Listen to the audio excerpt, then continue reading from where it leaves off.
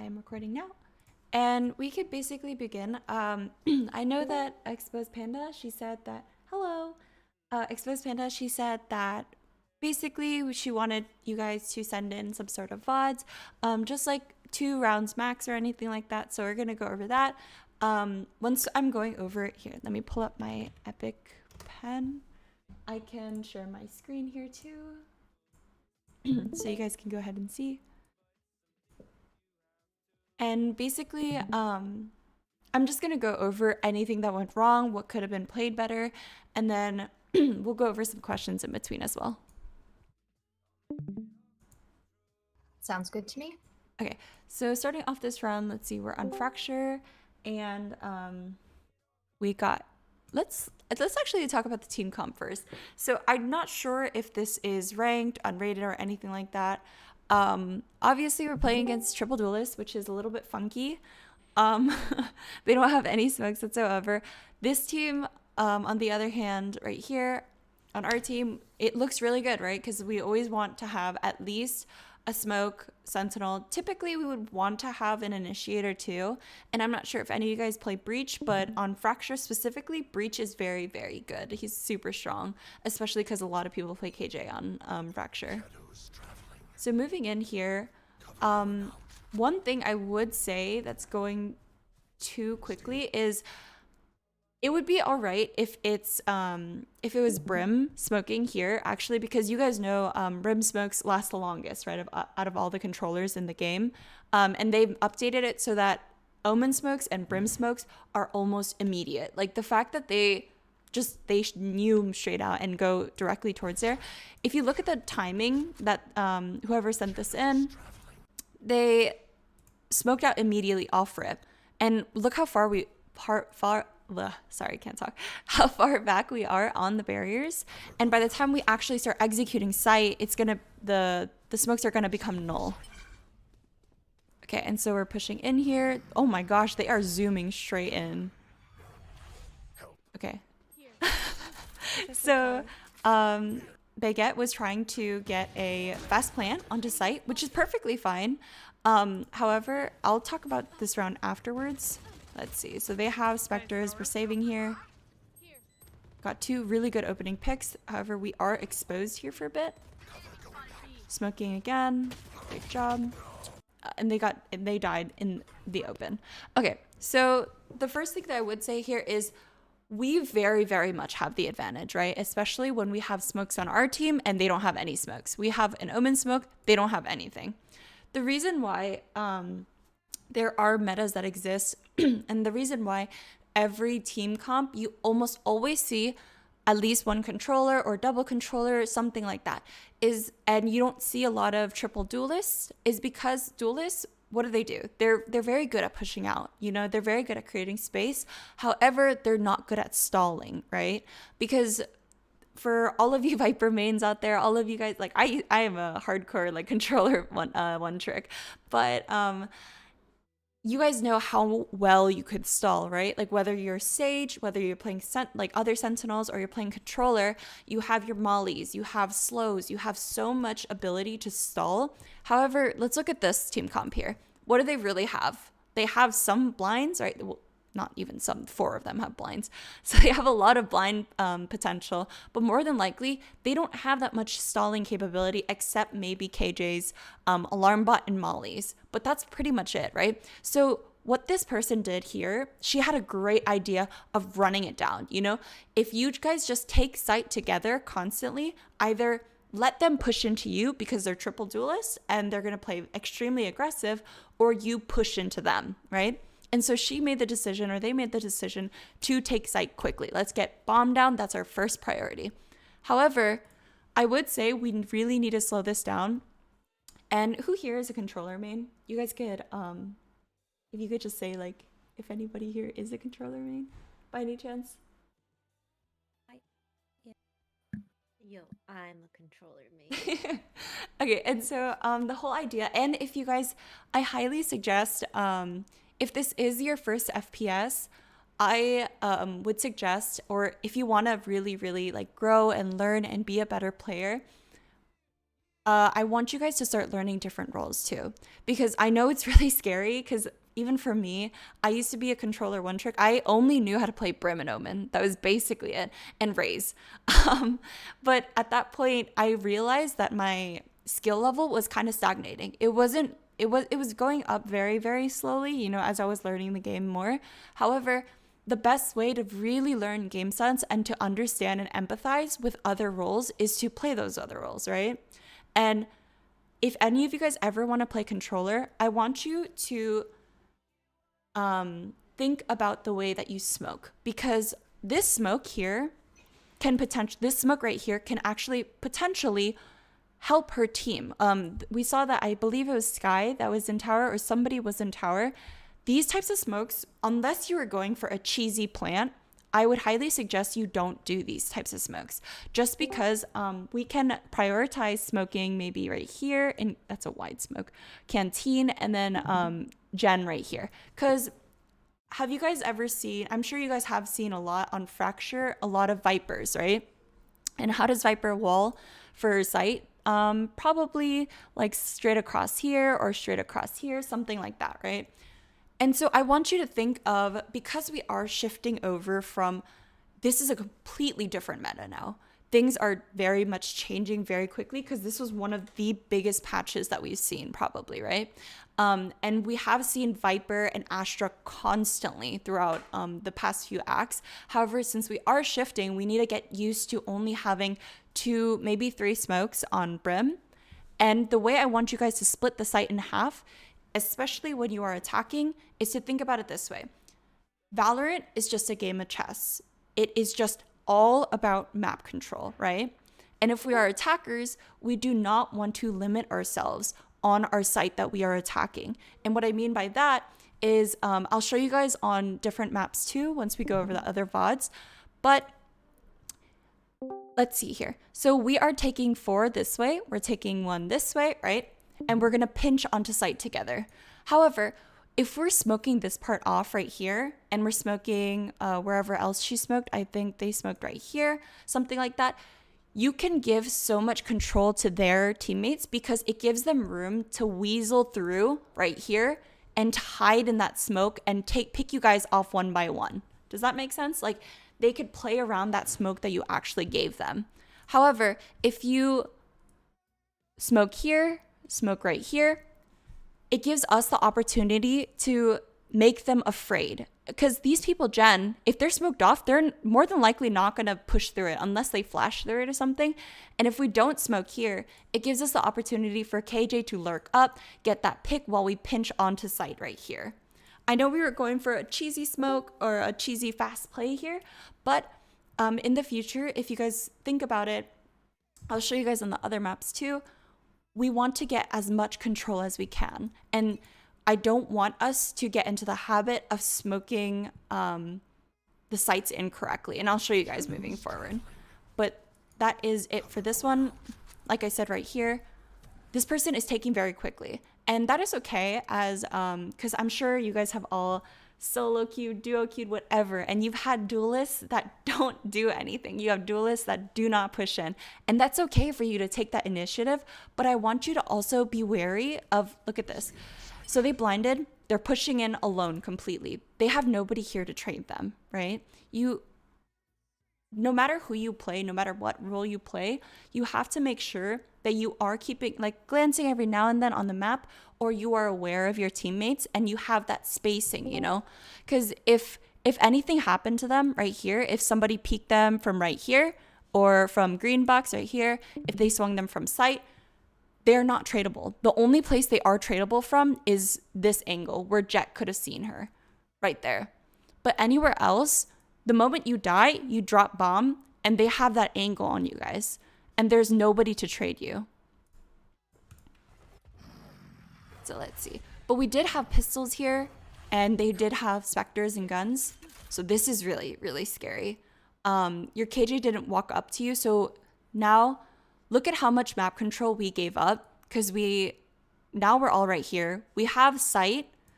We have this little area right here, but everything else right here in tower, and they're pushing into canteen and Gen right here.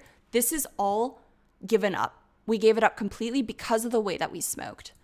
And that's the strongest thing about controllers. And that's why I want you guys to be quick on your feet and be able to be flexible and fill in for other roles, is to also understand that I can very much, especially as a controller, it's in the name, I can control everything about the map. I can manipulate the map with my smokes to help my team, or to actually, like, it'll be detrimental. Like, some of the smokes that you will see that I'll show you later on can be very detrimental to your team. Okay, and I will move on to this one. Okay, so this also, they were stuck in a very bad position just because they know that one's in tower and we don't know if one's here. Nobody's holding our canteen and they're just out in the open. So I would say one last thing about this video is stay tucked here. Trust in your teammates that this person is going to get first contact. This is what taking initiative is all about, and making sure you're calming to your teammates. And I know it's hard sometimes because we all know how it is, especially nowadays with the whole Jason R thing going on, or like the amount of sexist people that we run into. It's hard to calm. It's scary to calm. But if you really, truly want to get better, if you want to 5-stack with your friends, duo, get in positions with your friends, saying and start taking that initiative and saying, hey, you take first contact. I'm going to sit right here and I will swing off of you. That means that when right here, wrong color. That means that if somebody walks through canteen, if somebody walks through Jen right here, about to go up to green box, your jet will see them first. And the moment you see them on the minimap, or the moment your jet starts fighting, you swing off of that contact. And that way you can guarantee a crossfire, or you can guarantee at least trading your jet there. But you see right here, now jet pinged, I know that they're right here, but this person is wide swinging here, and they're exposing themselves to multiple angles, whether they're gonna peek from right here. They could have been close, or I guess jet was holding that. They could have been Jen, and they could peek from right here. You see what I mean? It's gonna be really hard to wide swing these angles, especially if you just have a ghost too. One thing I would say too is this person actually could have put a lurk smoke on site, because the name of the game, especially on attack, is to just stall as long as possible, right? So they could have put a bubbled out smoke right here, or like just randomly on site. Especially if you have a ghost, you want to close that distance, you want to play for time as long as possible. So you could just smoke on site, literally play like a rat, play ring around the rosy. That's what I do all the time as a controller, is post plant. When I have to stall as long as possible, I'll smoke dab in the middle of site, just like randomly. And everybody's like, what is that? And it's like, I'm just playing in and out of it. I'm playing around it just because they're confused too. The other team is going to be confused, and they're going to be wondering if you're in the smoke, if you're out of the smoke, if you're playing around it. Yeah, like right there. They were caught off guard. But that's just fracture kind of like 101, just like basic type of controller stuff. Like, I'm sorry if I'm talking too quickly, but I do have this recorded for anybody who did come in late, making sure that I had my mic recording too. Okay, does anybody have any questions for just this VOD in particular?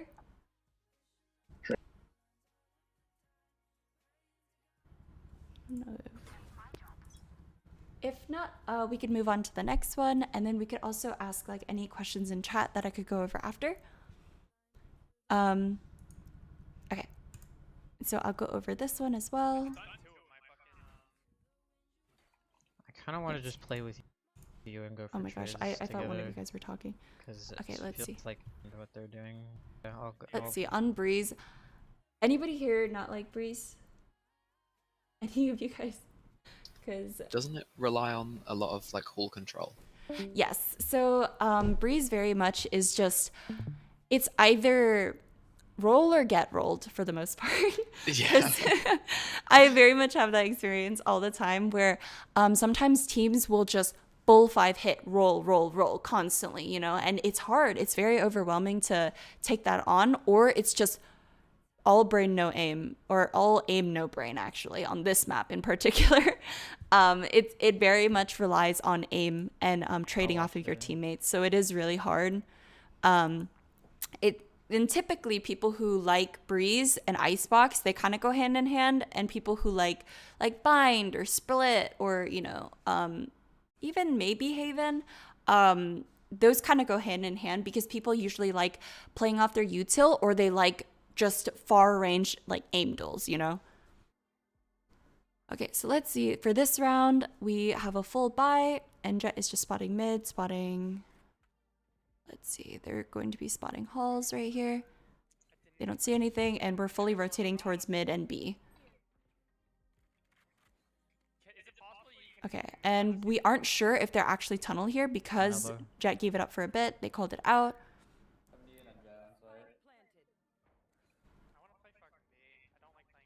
All right, and so let's see. We're retaking this situation. One died from flank, and they're just going to be holding, making sure that nobody's flanking. So we know that they could only be in B main or in this little corner. We're going to be checking that. Nice peek. That was a beautiful peek. Nice one tap. Out. Oh, my bad. And that's okay. Typically, I would say, I'll say it after this round. Fuck. Okay, so this situation was really hard.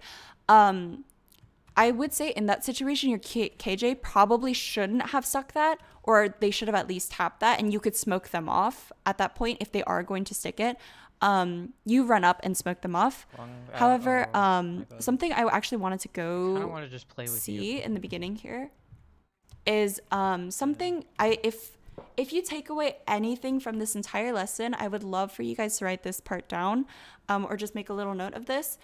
If you're going to take one thing away, one piece of advice would be, somebody told me this. If you guys know Tram, he's the head coach of Polaris, but he told me this a long time ago, and to this day, I still think of it. Every single round, I always make note in the back of my head, and I always try to remind myself, is where I'm standing, is it benefiting my team in any way? What am I providing for my team? Am I providing a crossfire? Am I providing information? What am I doing? Am I just being a ward? You know, is where I am standing and looking right now helping my team? And that's something to this day, every single round, every single second, I am very conscious about. Because in this situation right here, the reason why I stated that is, so Jet is going to be spotting this. That's perfectly fine, right? Because we have, we're spotting A main here, we're watching double doors, we're watching mid. The only place that they can possibly come out from is halls, and that's usually taken care of with like a chamber trip or KJ util or something like that, but we don't have that, right? So this person is very much worried, our Jet here is very much worried about watching this flank, or watching tunnel, and also watching halls, right? And so let's see what their movement is like. They run back because they see that Neon is watching that spot now. And so they're going to be checking halls, right? And we could safely assume, for the most part, it's kind of hard though. They were put in a very bad position because their chamber didn't trip for them in halls. And our Jet was kind of worried that they could push up or lurk or something like that, right? However, you see the situation where they're just walking back and forth right here. This is a lot of wasted time, because I'm sure you guys have heard the term, like, I got timinged, you know, or like they could be up tunnel. Like they could have timinged me or something like that. That's happened to I'm sure you guys have gotten those timings too before, where you lurk up and you walk straight past an enemy and you know they're there, but you're just trying to insert yourself, right? In that situation right here, that was a lot of wasted time. You see what I mean? Like from where we started here, once they stopped looking towards elbow from right here, that was probably like around 10 to 20 seconds. And in that time, when Neon stopped watching, they could have walked up elbow and could have flanked your teammates right here. So that's why I'm saying Right here, your teammates are walking up. We don't see any sort of presence here. Unless they have constantly been lurking in hall, we could safely assume, I just wish that Chamber had a trip right there. That would have been much easier for you. But we could safely assume that they're all going to be B side, right? Because we don't see anything mid at all. We see one right here the moment they spot them, but we can assume, hey, we have all of this map control. You know, we have all of this map control. We should be able to win this because they're all grouped in this one area right here, right? And that's what, going back to and like highlighting that point that I made before, where typically Valorant is just a game of chess, where it's just whoever has the most map control typically wins, right? And so this is what I meant by that. They could have timinged us into tunnel right here, and your teammates could have died because their back was exposed to tunnel. Because more than likely, we saw almost all of them. There was one mid, and I think the rest were all around here. And they could have B-split on you guys. Let's see. And it's good that we did check right here, and one was elbow. The Reyna went back into elbow. But yeah, this was a very hard situation that they were put in. You guys played this to the best of your ability in that 3v3. I would say for this chamber, I know it's not the Jets' fault for like also watching the chamber, but I just wanted to clarify. If you are the chamber in this situation, you get that one pick, you know your KJ has ult, you back out.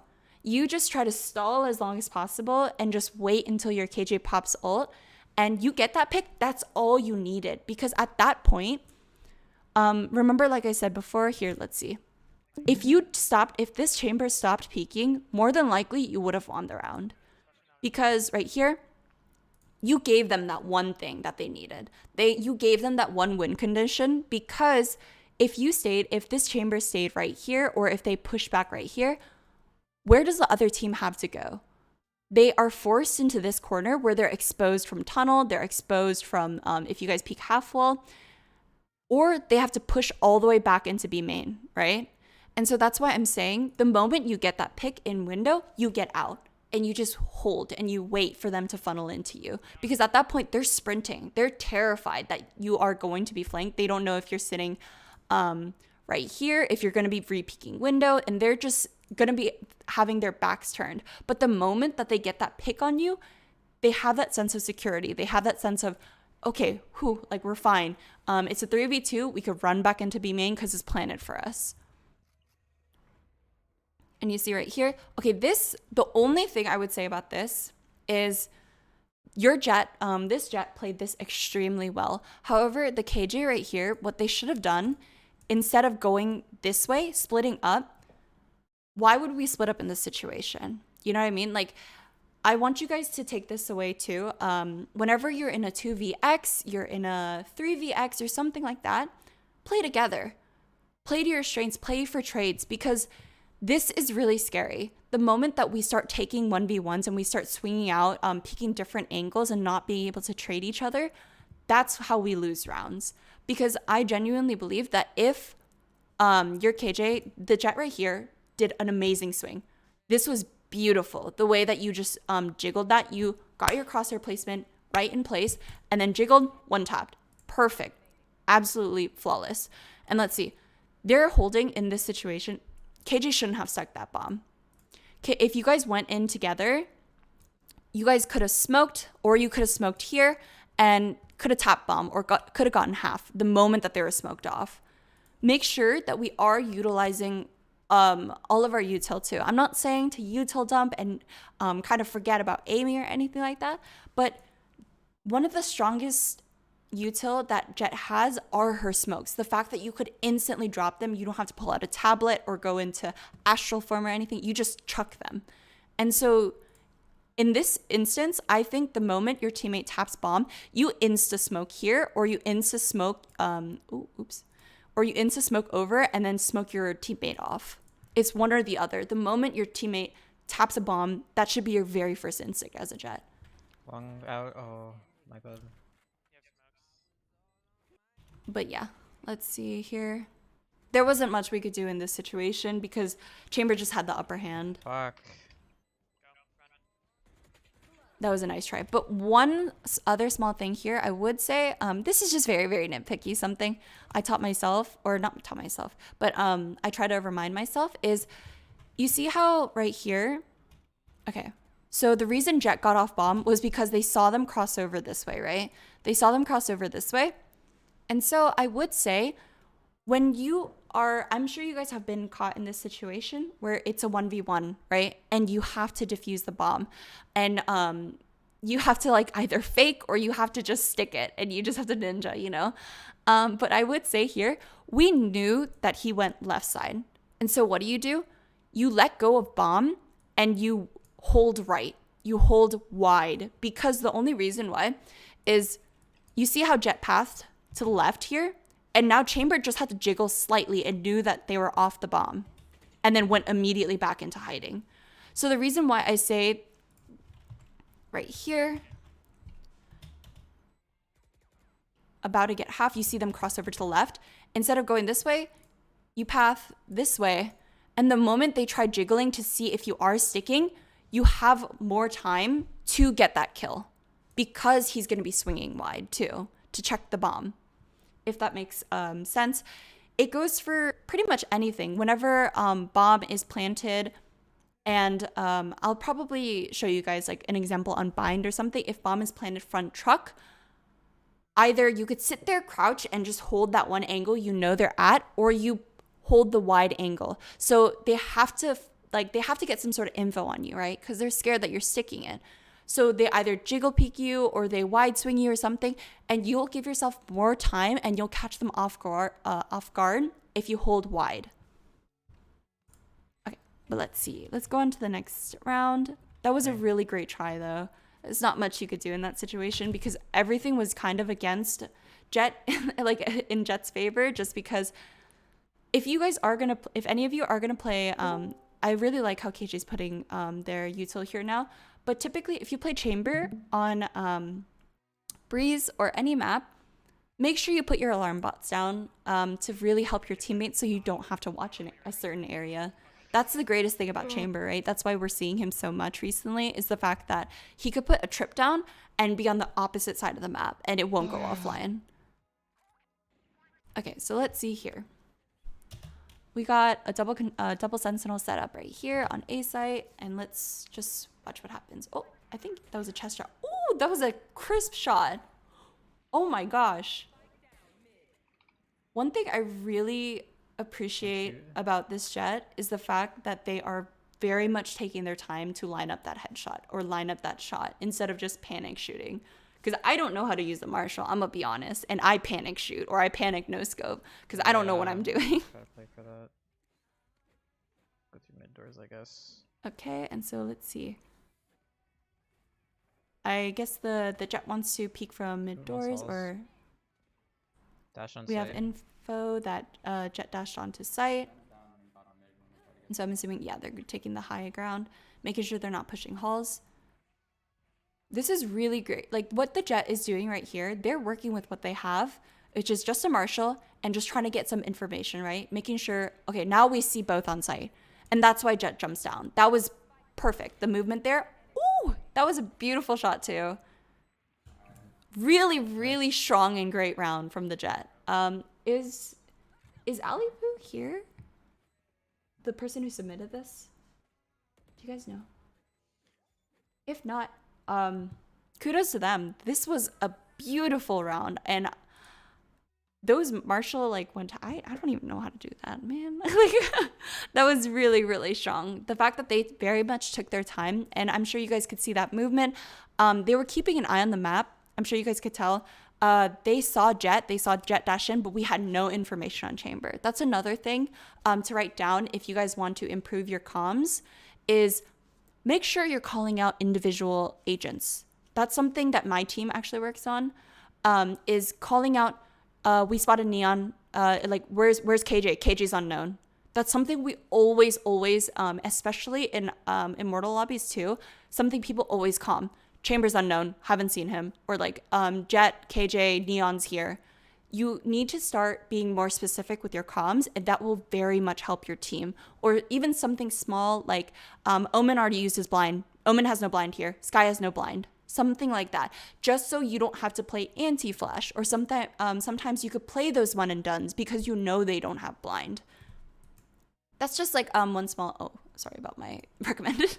That's just one small tip for just like, how do I say it? Like just to improve your comms. And I genuinely believe that a lot of the time, so everybody is in their own journey when it comes to playing the game, right? Whether we have extremely strong comms, whether we have extremely strong like aim or game sense or something like that, right? But the point of getting better at Valorant is that we want to make sure that they're all equal to each other, right? That we're the best that we can be in every single category. And I want all of you guys, if it's okay, if you're comfortable with it, if you could put in discussion, oh yeah, I could also send you guys my Brim doc if you guys would like that too. I have a 33-page Brim Molly lineup doc.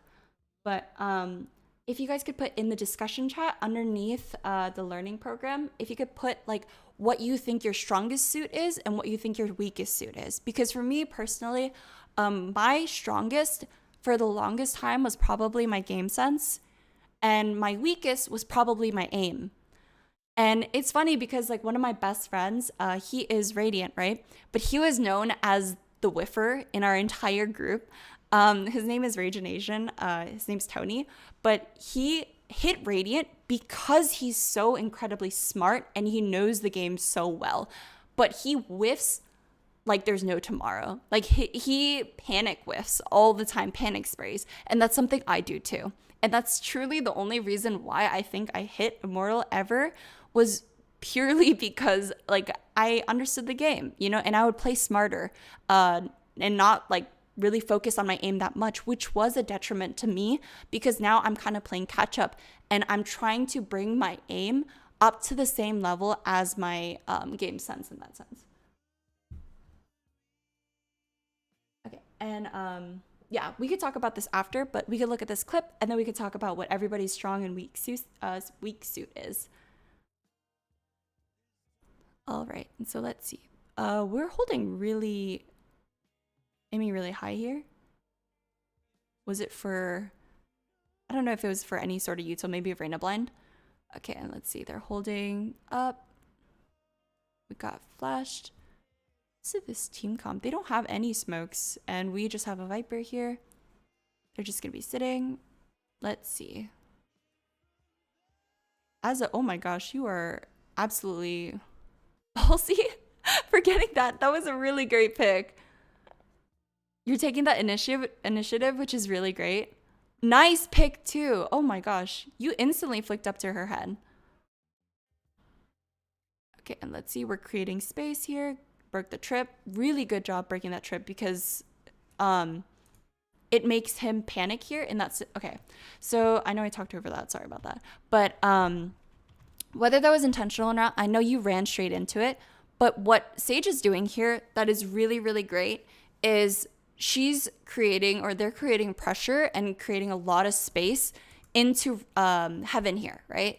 They're basically making this team terrified of what they're doing, because this trip right here, just like Chamber, like any sort of Sentinel, what they do is provide information, right? And so this trip alone made sure that the reason why the Cypher was playing a one and done is because he knew that nobody could drop from heaven, that nobody could push screens or like push CT and then pinch him from CT or screens or anything like that. This provided so much information for them so that they only had to focus on you guys here, if that makes sense. They don't have to worry about heaven yet. But the fact that Sage broke it right here was really, really strong because you created that pressure. The only thing I would say right here in this situation would be, and actually right here. So the rest of your team is kind of just like all still in A main. I'm not sure why. This is really, really funny. Just the fact that you are W King on a Sage, you have like the confidence I wish I had. This pick was beautiful just because they sprinted away. They were terrified because like they just threw that nade and you were just and you ran straight up, instantly got that pick, and they did not expect you there at all. And the fact that you are swinging again and you got that pick, really great job. One thing I would say is that I can tell you have a lot of potential in your aim because you took the time to shoot these people. You didn't instantly spray and pray, which is something that is a bad habit that I actually got into a long time ago. But the fact that you had to, if everybody saw that, okay, they shot the eye. And you see right here, our crosshair is pretty low, right? The crosshair placement in this situation. Where we want it to be was if we knew that they're going to be on this higher level, if you guys could see this higher level versus like, you know how there's a little dip right there in heaven?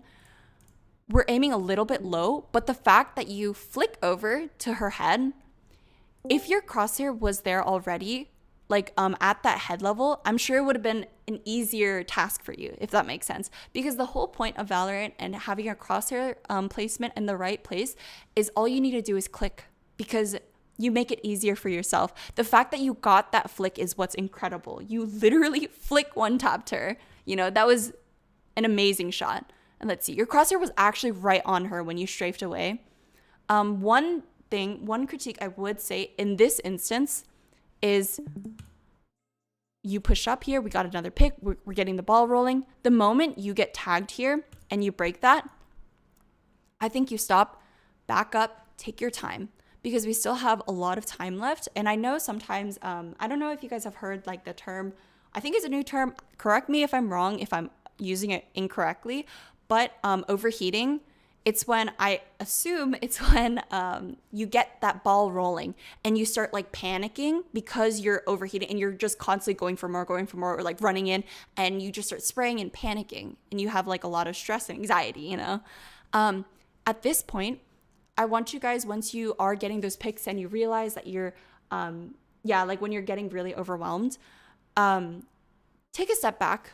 Look at the timer. We have a lot of time. Look where our teammates are. Look at our utility. See what we can do. You guys could even pull back. It's a 3v2 situation now. We don't need to throw this in any way.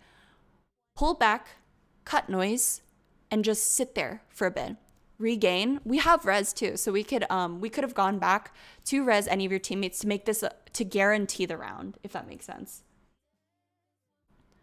See, like right here, and then your teammate gets picked, which is really unfortunate. But like I said before, the moment your teammate gets picked, you see it's a 2v2, do not swing out here. Your teammate is in a situation where they can't trade you. I would say go back, either res or play that as a 2v2. And hopefully they either swing into you, they might be playing a crossfire, whatever. We could just res and then play that as a 3v2 and then maybe take heaven and then split, because we have plenty of time left. So anytime you are in a 2vx situation, 2v2 situation, make sure that we are grouping with our teammate and then taking together. Make sure you guys are checking every corner together, just so you can increase your chances of actually winning the round and securing it. See, like right here, they kind of had a crossfire going on. One was still in heaven right here, and then one was in hell getting out. But I would say, let's say you went back towards your teammate right here, got that res, and then the three of you guys could take heaven together, and then you could go through screens and then get the bomb or something like that. All right. And that is the last VOD that was sent in. Anybody could like turn on their mics, whether they want to ask a question, and then or if you guys wanted to go over, we could go over like their strongest and weakest. Weakest not having a mouse. I like that. So like some people were saying their strongest is their utility usage, which is really good. And the weakest is game sense. All right, and that's a no-brainer type, like easy fix. Is just, that's the biggest thing, is for game sense, the only way to get better at game sense is just to play the game more, right? And that's why I'm saying a great way to kind of speed up that process is to play different characters, play different agents, even if you're really uncomfortable with them.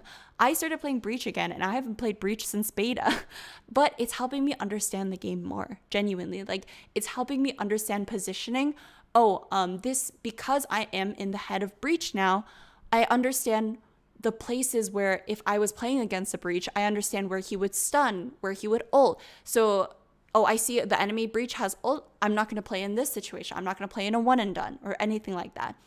Learning and expanding your agent pool will only make you better of a player. It's okay to, I'm not saying you need to learn every single agent. I'm just saying it would be very useful if you knew at least one agent from every role. And then I genuinely think it will make you a better player. But you could always specialize in the things. Like I play every single role. I know at least one or two agents in every role, but I am a controller main. And so that's why I genuinely do think that I am learning every day, because I'm filling for other roles as well. All right. Let me know if anybody has any questions, if you guys want to unmute for any questions, comments, concerns.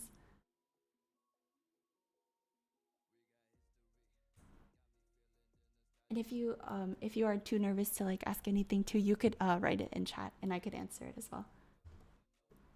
Question. Mm-hmm.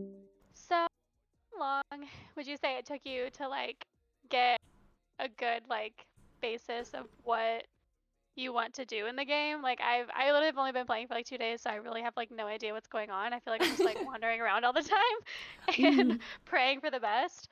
So I was just wondering like how long it took you to like feel confident in your like ability, I guess. Okay, I see. So we're kind of this is kind of gonna be like a tiny tangent, but for me personally, my very first FPS game that I played, I don't count Gmod because that was just like prop hunt and TTT and stuff, but my first FPS, serious FPS, was CSGO. And let me tell you, a lot of you guys that I have seen, I have coached some of you before, or I have seen gameplay from some of you before, and I am thoroughly impressed because a lot of you guys, this is your first FPS or anything like that, and you are afraid that you're not able to catch up and you feel lost, right? I'm sure a lot of you might feel that way. But let me tell you, a lot of the people in the community came from CS. The people, the higher ups, like the high rank people, they all came from CS, guarantee, or they came from Fortnite, or they came from a different FPS, you know? For me personally, I was stuck in Silver 1. That is the lowest rank in CSGO. It's like a literal joke. I was stuck in that rank for over a year, actually. I had no idea what I was doing. I didn't have the tools that we are so lucky to have now, like the tools and the community and the very like supportive people in this community. And you have like all these, how do I say this, like tools, I guess, to have people help you genuinely learn. Like you see a lot of more, like a lot of streams, especially like in International Women's History Month. We're seeing so many women streaming, right? Especially Valorant, this or that. We didn't really get that representation that much when I was playing CS, when I was really young. When I was probably like 14, 15, yeah, like Annie too. And it's so nice to see. The greatest thing to understand the game a little bit more, I would say, would be to just watch streams.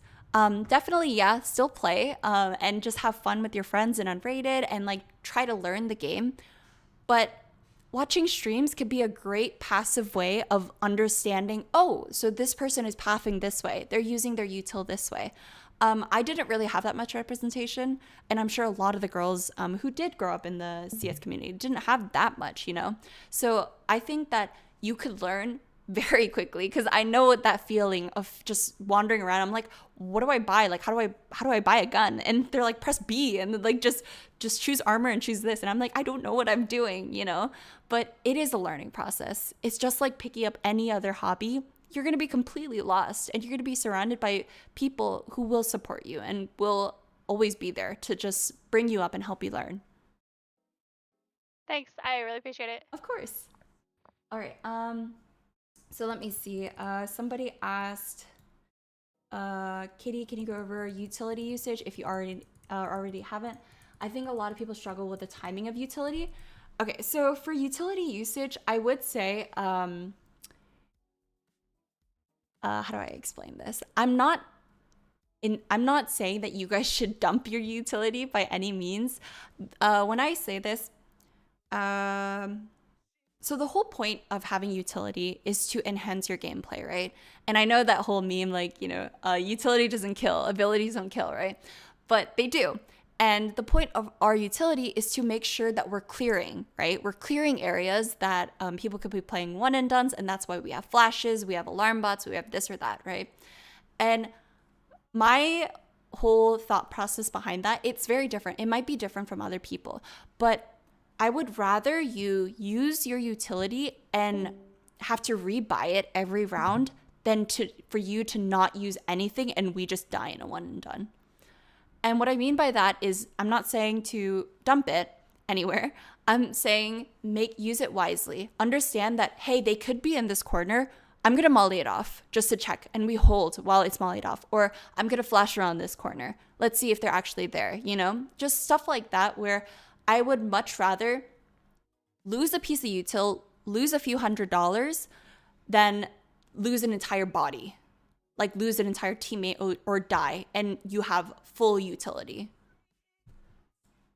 And that, like, it's very, if you guys want to reach out to me, like if you wanted to DM me personally about like any specific utility usage for any agents, you could always, like, my DMs are always open. I offer free coaching too, like one-on-one VOD reviews, or just like anytime you guys want to talk. I could also link my Discord. I don't know if I'm allowed to advertise that, but I will. If you guys DM me first, I will send you my Discord, because we're a community also that is striving to kind of be like Galorants too, where I offer, and like a lot of my friends are Immortal and Radiant, we offer free coaching to help you with like your utility usage. But this is a great tool to like the learning program here. Let's see. Somebody said, I've been trying to learn controllers, but I struggle with smoking on retake. Any tips for how to smoke when the enemies have control of sight?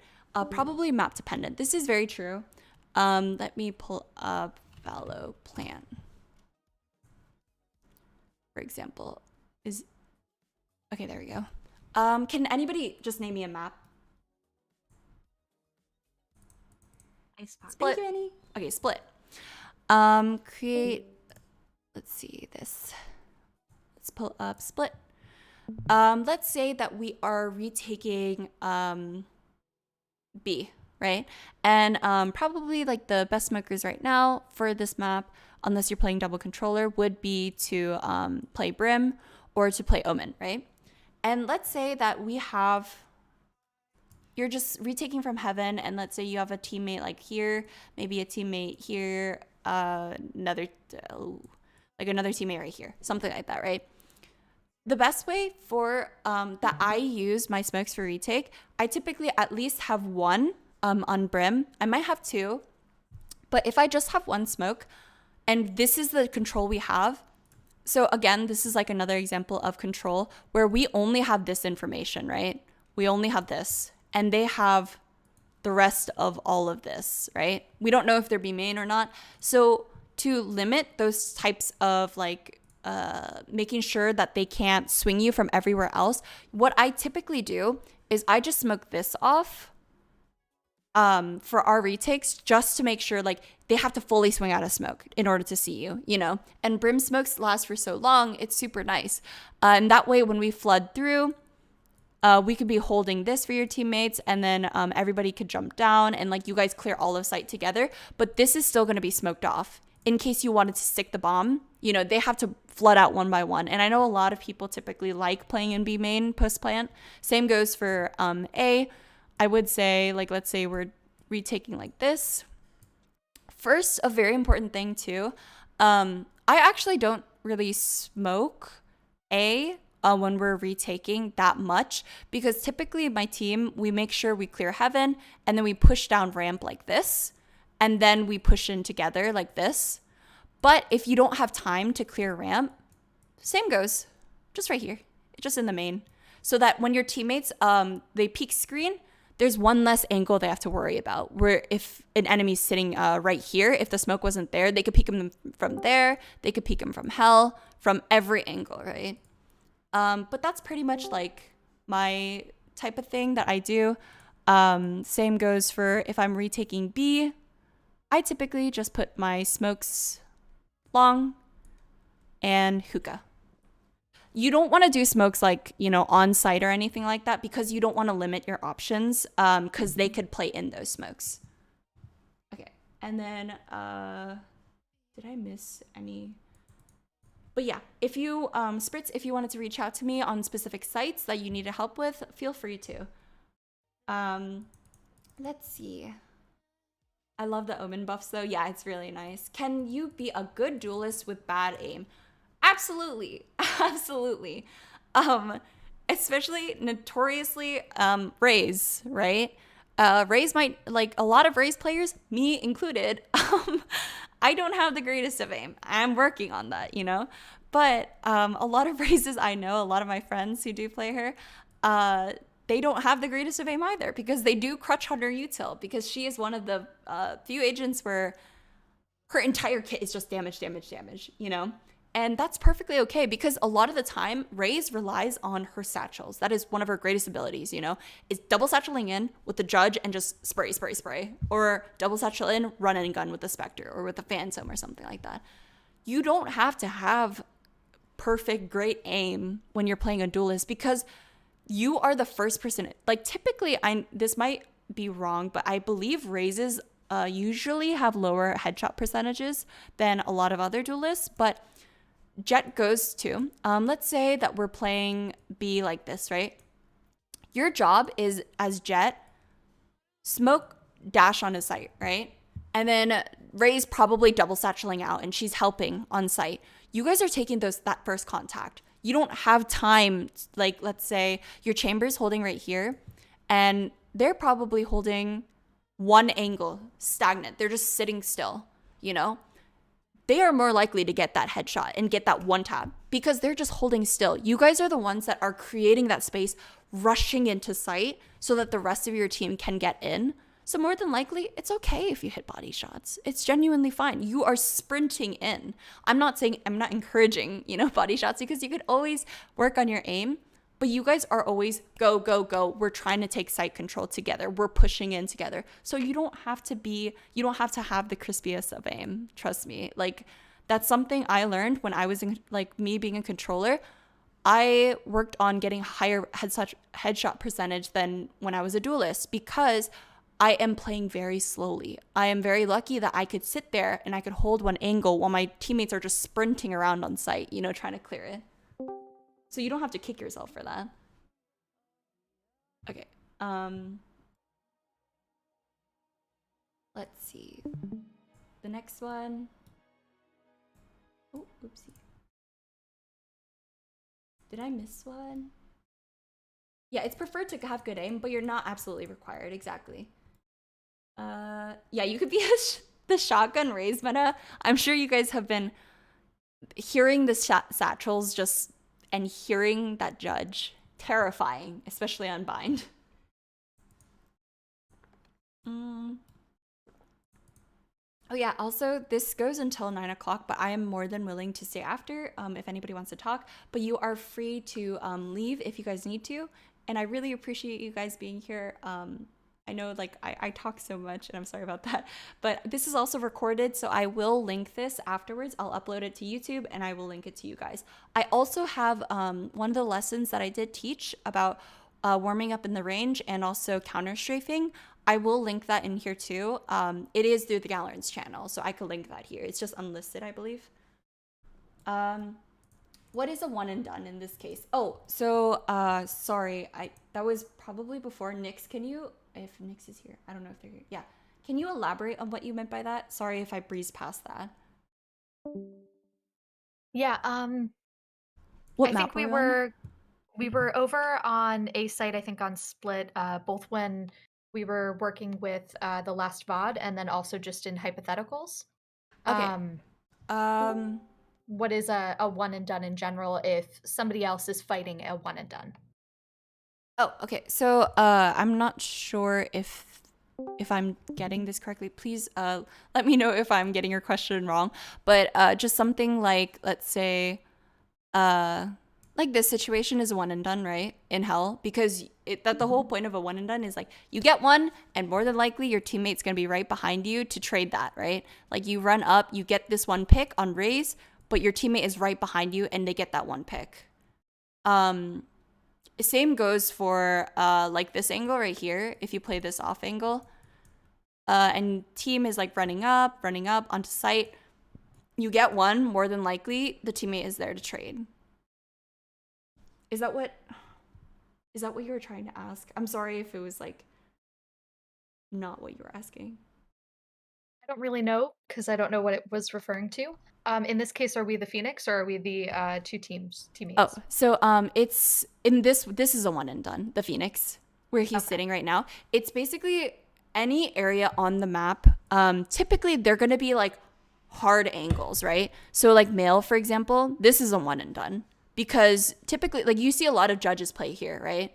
And the whole point of it is if you're playing on defense and you sit right here, everybody's going to be flooding you. You could guarantee usually one kill with a judge or something, get that pick, but the team is going to probably dump util on you or, and like force you out of that spot, or they'll swing you and they'll kill you. And that's basically what I mean by like one and done in that situation. So, I highly encourage, unless you are playing like with bad guns or something like that, if you have a Vandal, if you have a, like a Phantom, that's perfectly fine. That's perfectly fine to play like there. If you're like a Reyna or a Jet or a Chamber, places or people that can instantly get away, right? Because they could dismiss, they could dash, or they can TP away. But if you're playing other characters, I suggest don't play in one and dones, especially if you have a good gun where you could take those fights, be confident in yourself and take those fights, take those swings instead of playing scared in a corner. Okay, do you have any advice on when to rush A site versus when to default versus when to go slow? Okay, so this is a great thing that my team actually practices and every team practices is changing the pace. It's very, very important when you're playing on attack because you don't want to be predictable, right? And a great way of, let's say, you could condition the enemy team. Let me show you an example. So let's say, I'm just going to put like 5 random people. It doesn't matter what the team comp is, sorry. These are the defenders, right? And let's say the attackers, they want to full rush a site, right? I'm sure you guys have done this plenty of times in your ranked games, full rushing, you know? But it gets to the point where the enemy team is probably going to realize that, and so they're going to molly you off early. They're going to smoke you off early, you know? It's important to take those, like, or at one point, they might actually just give you the site, and you guys are using all of your util, right, to get into site. Well, what's bad about that? They have all of their util here to retake on you, and that's why changing the pace on so like you can rush every now and then. I wouldn't say do it often, just because the whole point of defaulting is to draw out their utility, because I'm sure you guys have played against a Sage on defense, right, where she's the second you guys make noise, she walls. The second you guys make noise again, she's gonna slow, something like that, right? These are things that you need to draw out as an attacker, because when you're rushing in, that's the worst thing in the world, when they slow you, you know, or when they molly you, because it splits up your team, or you have to rush through it or peek or something, you know, and you might die because you're in a slow or you're in a molly. And so that's why defaulting is so important. For the most part, I would say defaulting is probably the best bet. That's very generalized, but usually it is, just because you want to poke and prod a lot, right? And be like, hey, I'm going to take out Sage's slow here. Hey, I made some noise A main, so I made Brim smoke, or I made him molly or something, you know? So make sure that you're constantly changing up that pace. And even if you want to, you could literally get a dice or something, or you flip a coin and say, do we rush or do we default? You could just do that, and you could just change it every time. Be spontaneous too. Wait, from an aim nerd perspective, duelist is hard because closer enemies are moving. Oh, and speed is hard, yeah. Yeah, my DMs are open. Let's see. Knowing when to give up sight and play retake, and knowing when to hold sight, yes.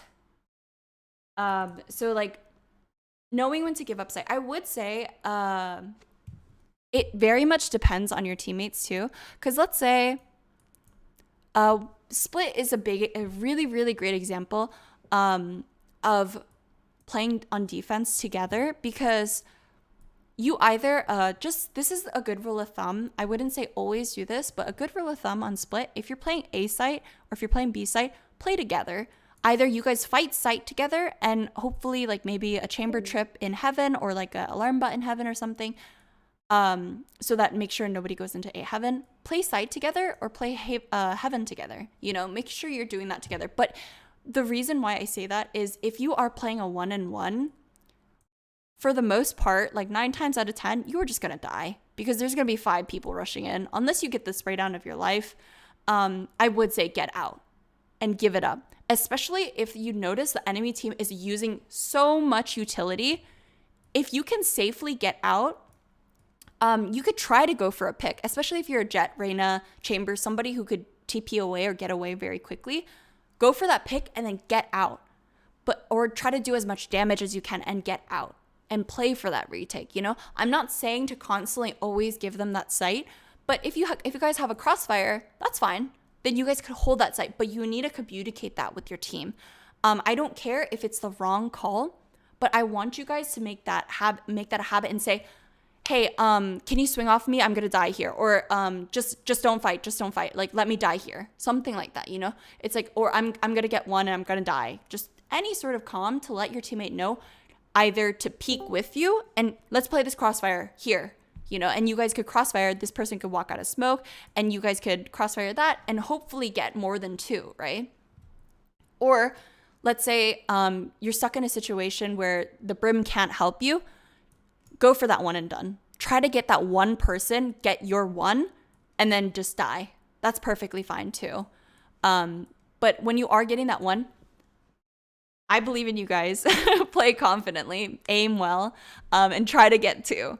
But if you're going to go down, then that's perfectly fine too. But the biggest thing is do not hesitate. Do not hesitate to calm that to your teammate, whether I'm getting out, stop fighting, or I'm going to fight this, fight with me. It's one or the other. You need to communicate that with your teammate. Especially, it'd be really helpful. That's why typically when I duo with any of my friends, I play the same site with them because I can immediately communicate that with them, and I don't have to be afraid to talk to a random teammate. Okay, so where would I find the VODs? Oh, I will link it here below. I don't know if Teresa is in here. Oh yeah, so I will. I'm gonna upload this to YouTube, and then I'll probably link it below. Okay. I'm usually none done. It's okay, Sisu. Me too. Of course. Are there any other questions?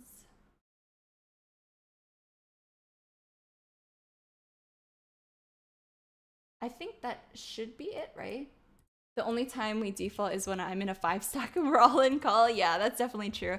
That's something that will come with once you guys start climbing, because I know, like, genuinely, I truly do think that, because I actually was in beta, I ranked at bronze. I ranked at bronze 3, and then I climbed to diamond 2, and by far, and like I play consistently at Immortal 2 level, Immortal 3 level, right now, and I don't know how you guys do it, genuinely. The amount of times that I have like cried or I've been harassed, especially, like, I'm not saying that it doesn't happen in high elo, but it is very, very, very common in lower elo. It's almost like it's literally every single game.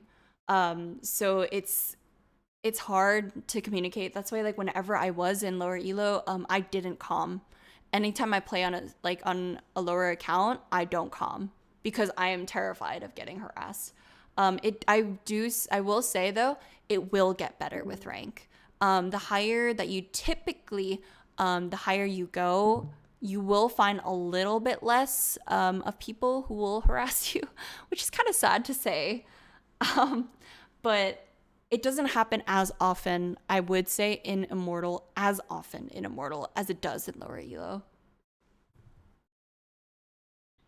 How do I get a girlfriend? Just be yourself. Be cute. You guys are all cute. I have a brief question. Yes. When like my team is winning quite hard, Mm-hmm.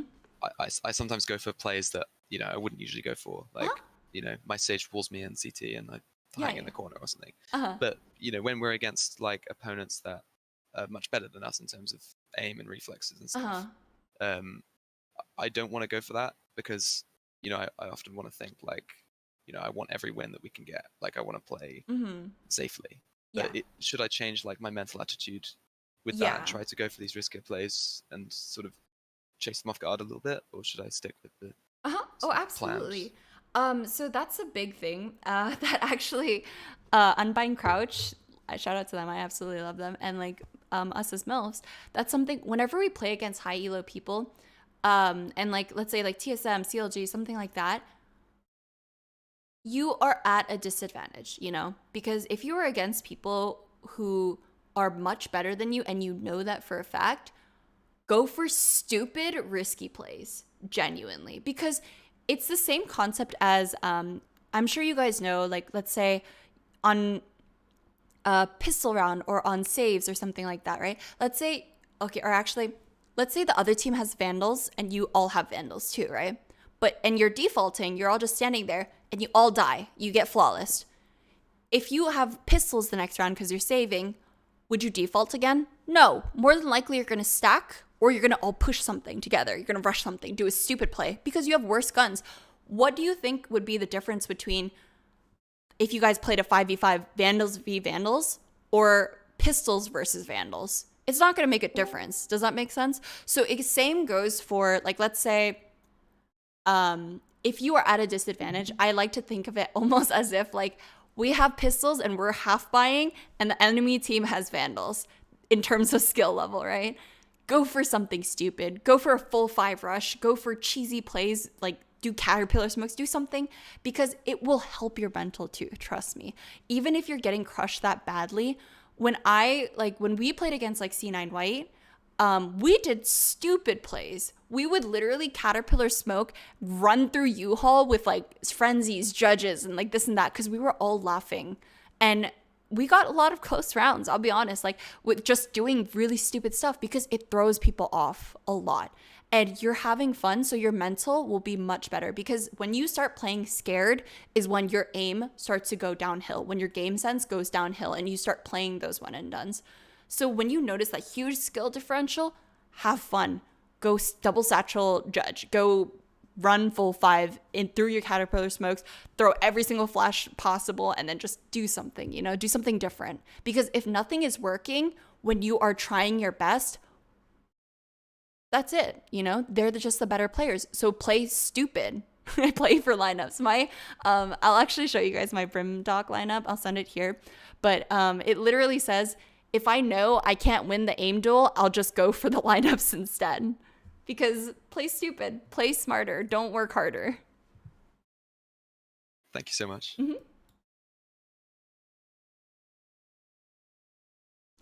Okay, let's see. I swear the only time I can't talk as a woman in lower elo is when I'm top fragging, because they can't blame me for being bad. I felt that. Like anytime like I top frag, I'm like GG, like my highest pitch voice. Okay, when my team is winning. No. My friend used to play for Unbind Crouch. Wait, who is it? Kitty said to play stupid. Let's go. I'm exactly.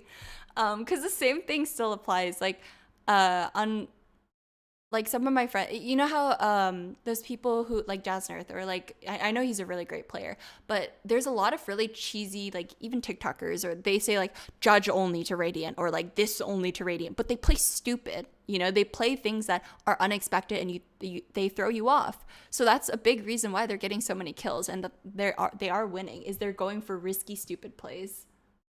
What's a caterpillar spoke? It's basically like it's so stupid. Wait, is there a way I could like clear this whole thing? Am I blind? Oh, clear. Oh, okay. So a caterpillar smoke, I love doing these. They're not really that viable, but it's because they look like a caterpillar. And then you could just like go into sight. It's just something really stupid. Me and my team, sometimes we do that for fun. when we want to rush through with like shorties and close that distance. That's just what caterpillar smokes are, is when you do them like in a row.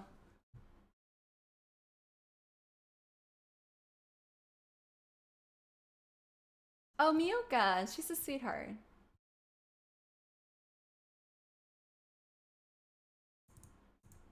People hate him because of the throw, but it's entertaining. Yeah.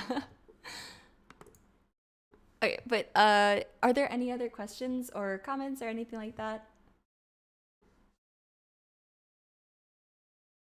What if your duo is playing an agent that would be better off with holding the other site? Example, you're both sentinels, and that's okay too, because that's also a great thing is I'm sure you guys have been in a situation where none of your teammates talk, right? None of them come to you. So you don't even know if the other side is like planting or anything like that. So that's perfectly fine as well. Let's say, let me clear. Let's say you're playing Chamber on this site and you're playing KJ on this site, right? You guys all have your util up. If you could just communicate with your teammate, like, and just say, hey, like, do you hear any noise? Like, oh, can I pack up? Maybe I'll push through. Like, if you hear anything, just stuff like that. That's why duoing is really, really nice, or trioing, anything. Playing with teammates and friends is the fact that you guys could calm to each other just very comfortably. And even if you aren't playing side together, that's perfectly fine. You could play selfishly.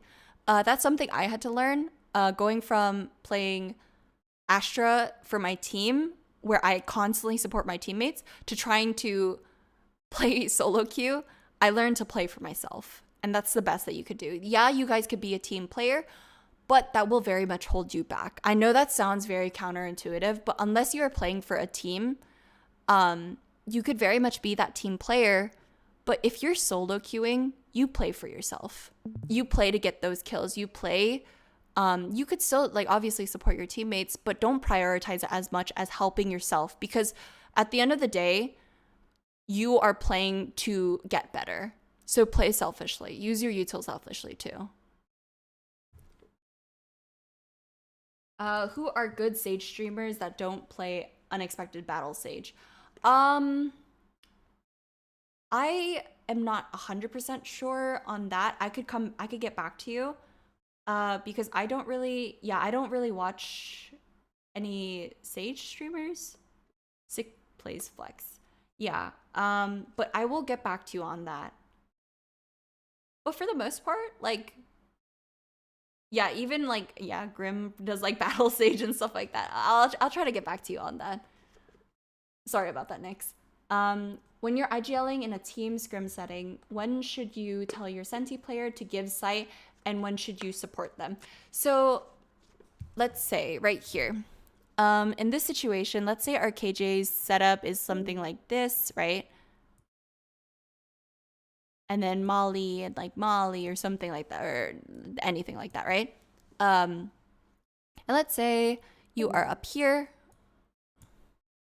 If you notice that they are still not okay, this is like a sort of good rule of thumb. If you notice that they are still not in sight, like let's say Neon triggered that alarm bot, right? But she went back into sight and the turret stops shooting. In this situation, and you hear like all of them in B main, they're just stomping around using a lot of util, right? Go ahead and help in that situation, especially if they're not in sight yet.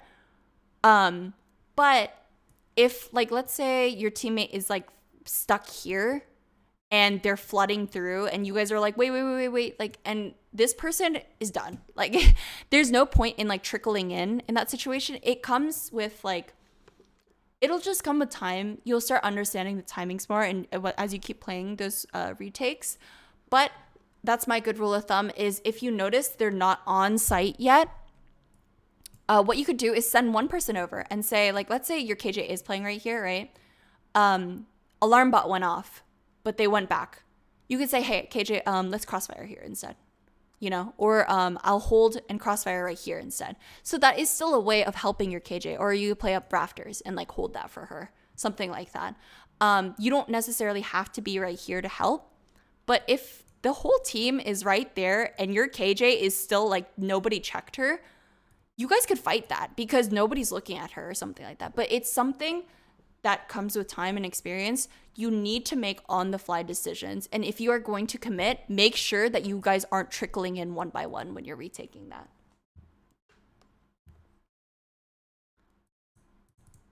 Okay. One of my favorite sayings, but Sisu, a great thing in a team setting is you just call one thing or another. It doesn't matter if it's right or wrong.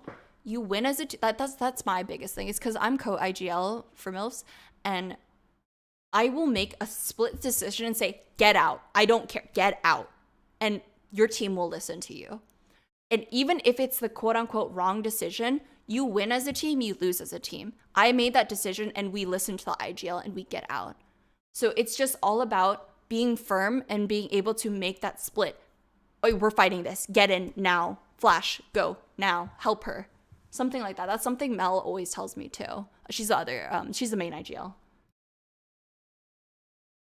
Yeah, exactly. Like when the enemy has a really fast team comp too, the Sentinel can't hold that. So I would suggest try not to play, if you are that one Sentinel, oh my gosh, there's so much on site. If you are that one Sentinel, I would say play like a little bit passively. Try to play off of maybe getting one off of your util, like peek that or something like it. Don't get yourself in one and dones if you are playing the only Sentinel on site. Play in areas where you can get out quickly, or you could at least get one kill, or like a few kills. There was a situation where the whole enemy team was on site, but our KJ was getting picks, split B, and I was confused whether to call for retake or hold, and one of our trials was talking about how I gave the wrong call. So that's another thing is, it doesn't matter if it was the wrong call. That's something that if you guys are very interested in playing in a team setting, you guys could VOD review that and say, hey, we should have done this instead, but it is not that person's place to say, you as an IGL made a wrong call, because the whole point of an IGL, at least in my experience and what I believe, is you genuinely win together, you lose together, you listen to the IGL, whatever call they make, and we could go over it in VOD review, we could go over it later on, you know, in dry runs, whatever. But in that situation, whether to call or retake or hold, just choose one. Just choose what you genuinely think will help your team. But make sure that you aren't like all hesitating. In that situation, just call once. If you lose the round, so what? It's a scrim, you know? You're there to learn. But the fact that you are there to say, we're holding, go help her now, push out now. Even if you lose that, that's okay. You guys could keep practicing that over and over. It's not something you have to worry about that much.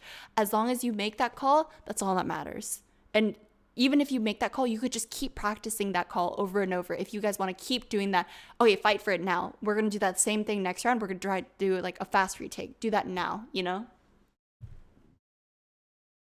Okay, I was going to ask, when should you get out of the KJ ult? Like immediately and let them take site, or wait till the last moment and not let them take site easily? So that is very situational. So I will actually, oh, oopsie.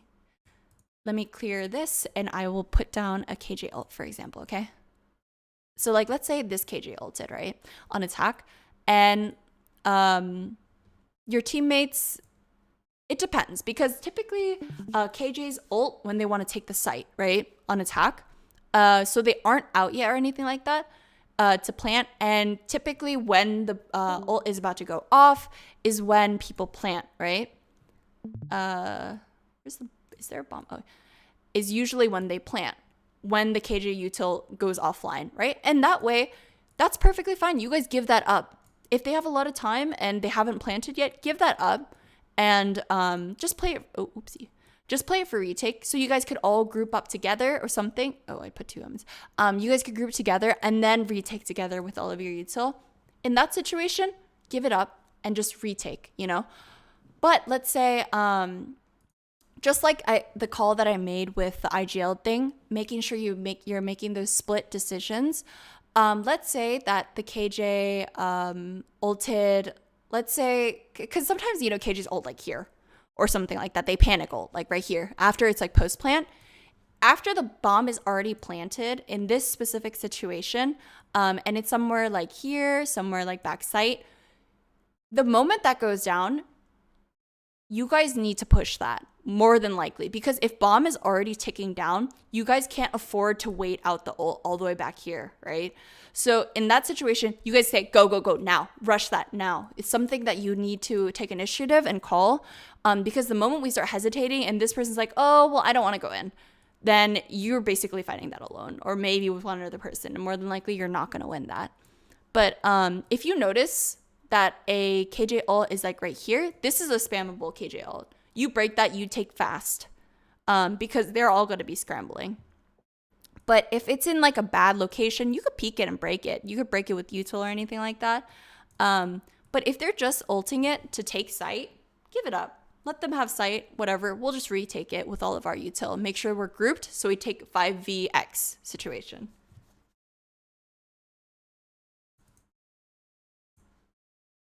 Of course. And are there any other questions? If not, I could go ahead and put the close out of the recording. And like I said before, feel free to, how do you avoid panic ulting? Don't panic. I honestly panic ult a lot. I would say that's just something that will come with time, come with experience, is making sure you're calming down before you move on to your next steps and try to think with a clear head. Obviously that it doesn't happen often, you know, we're all anxious people. For God's sake, like we all play video games for fun and we're all sitting in our rooms in the dark until like 4 a.m. We're all anxious and stressed people, right? So it's going to happen, definitely a lot, but it sounds about right. Yeah. But the thing I would say is start taking deep breaths, genuinely. That's like something my IGL, she actually does, is in situations, she actually holds her breath to slow down her heart. And takes a deep breath and thinks about what she's doing. Same goes for me, is when I notice I'm overheating, I'm panicking, getting overwhelmed, stop. Okay, I have my ult. I could ult this. Should I ult? I could ask my teammates, should I ult or I'm going to ult? You know, it's one or the other. But yeah, like that's a very that is me at all times of day. I'm just panicking.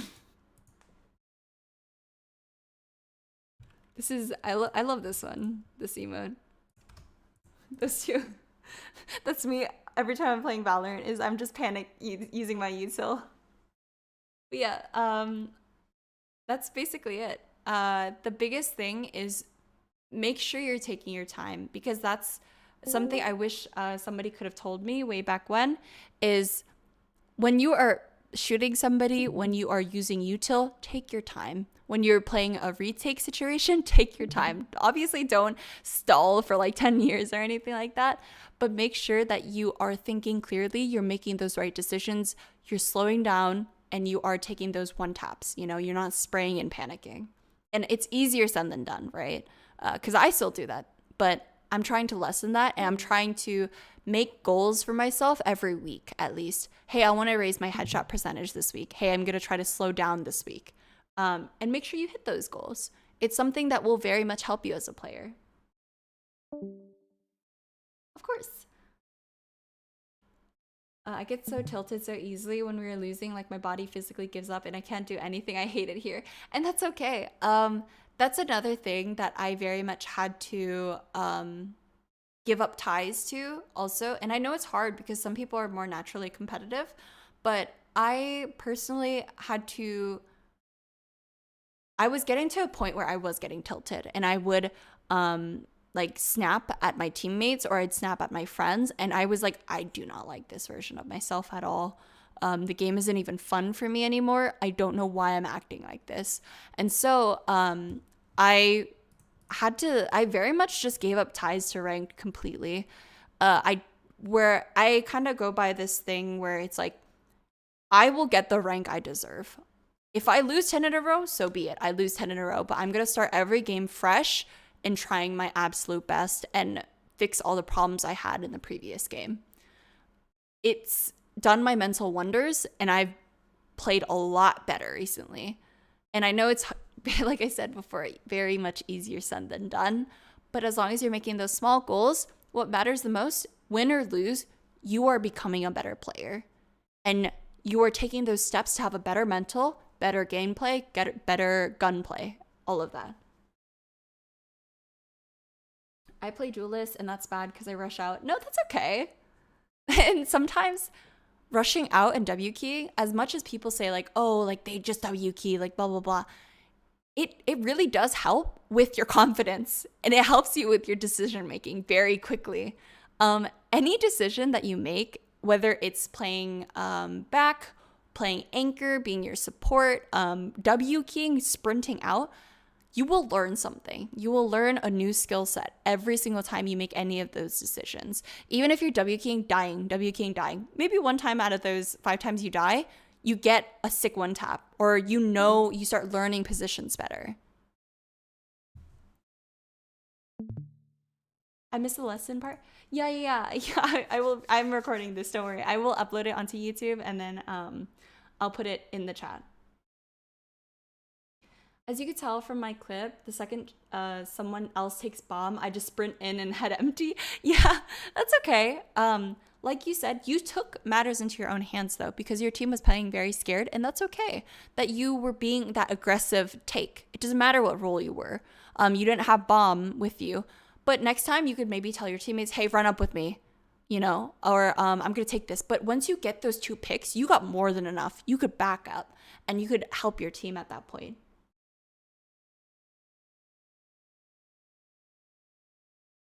Oh, it's no problem. It's no problem. I still recorded it, so it's okay.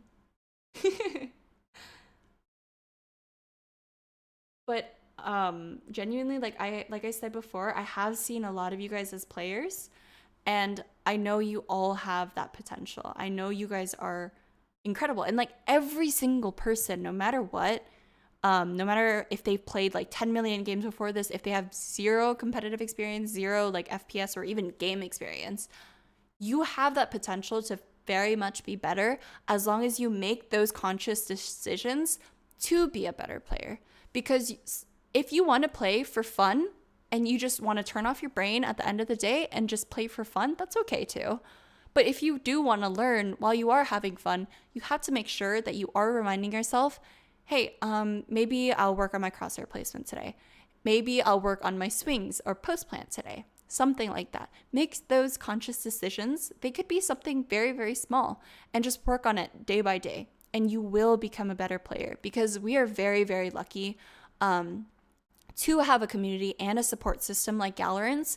And we have so many beautiful, amazing women and people of marginalized genders who are in this community who do want to support us. When we are very lucky that Valorant and Riot is supporting the Game Changers scene, We have so many tools that can very much push us forward and catch up, because the whole point of like, this is another like topic, sorry to go on a tangent, but when people always say, well, boys and girls, like they're not any different, like in video games, like why are girls so bad at the game? It's like, you have to understand that a lot of the resources that guys did have back then, the percentage was much bigger, right? The amount of guys that played CSGO, that played competitively, because they pushed, this was never a, oh, you're a girl, you're not allowed to play video games. We heard that all the time growing up. But we're living in an era where a lot of girls are starting to push into and start pushing into the esports scene. A lot of girls are playing competitively now, and we're quickly seeing people like rising stars. We're seeing a lot of women being pushed up, all those CSGO players like Benita, they were the pioneers of our industry, but we are slowly getting up there, slowly having that start that a lot of guys had back in CS, like 1.6 or like way back when competitive CS, So yeah, guys are also in iron too. So what's their excuse? Exactly. So the percentage of people of the player base is getting much higher in terms of the amount of women playing and the amount of marginalized genders that are playing. So we can catch up, It's all about having that support system. And I'm really, really surprised by the amount of girls who I coach, and they say, oh, well, like I'm only like silver, or like I'm only bronze. And they say, well, this is my first FPS. It's like, are you kidding me? I would have been the equivalent of Iron 1 for an entire year if I played Valorant for my first game, you know? But we are very lucky that we have tools that can very much help us get better as players. But yeah, sorry, that was a spiel that I went on. I will end the recording now because I think that pretty much wraps up today's lesson. Yeah, it's just so hard to climb when they're two. Yeah, exactly. Valorant has the best community of women in any esports. Yeah, absolutely. And I'm really, really happy that we've gotten to that point. Is there a way to quietly wide swing? Yes. So I actually have that in my lesson. Can you guys see my screen actually? I could show you real quick. Okay. I wasn't sure if Valorant also screen shares, but I will show you really quickly. I did highlight over it in my, it's in the Galorants playlist. I will link it. It's how to warm up in the range. But let me show you real quick. Because you guys understand like counter strafing and everything like that. So let's see. So there comes a certain point where you could just keep practicing this in the range, and that's something I actually do, is I turn on practice, right?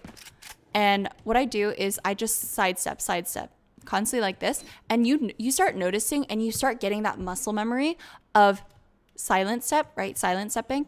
But you could also, you see how wide how much I moved, but it was a silent step?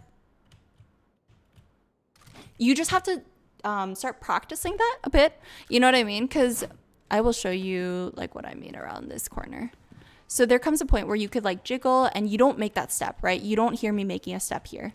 However, this is a pretty wide angle, right? From here to here that I'm swinging, but I'm not making a noise. How about you step into my DMs? Is it necessary to warm up in the range? Because I just do spike rush and DM and call it a day. That's okay too. No, that's perfectly fine. I'm just saying the only reason why I say like warm up in the range is some people do it, some people don't. I actually mainly use DM and then I use the range. Sometimes I do spike rush too. But it's very much up to you. The only reason why I went over warming up in the range is I just wanted to show you guys the tools that are available and how you can warm up. I've been trying to practice but can't get to do it consistently or knowing if I'm doing it correctly, and that's okay. It very much comes with time, as long as you make sure that you could even sit here all day and just like jiggle. I'm not making any noise. I'm gonna wide swing. I didn't make any noise. Okay, I'm gonna keep practicing that, you know? And it's even okay if you wide swing and make a noise, make a step, that's okay. You're still throwing the teammate, the enemy team off guard. Let's say one was standing right here, right? You're still throwing them off guard if you swing like that, because I'm sure if you saw somebody jiggling right here, you would put your crosshair right here, right? If they step out here, you would have to flick over to them, right? Even if they make that noise, you know? That's okay. Range is more aiming, while spike rush has more time of not aiming, if that makes sense. Yeah, that's okay too. The reason why a lot of people use deathmatch to warm up is because, like, you know, in the range, you can't practice like elevation either with like these bots here. And you can't practice on an actual map that you might be playing in ranked. So that's why like spike rush is honestly, it's pretty fun too. Like, I'll be honest, like I use spike rush to warm up in terms of just like running it down, making sure my hands aren't cold, and I'm just like running and using my util, just like having fun, you know, making sure that I'm ready to play a game. Yeah, me too. I use DM for flicks because people come at you from anywhere. That's too definitely true. But yeah, that's basically it. And I will probably pause my recording.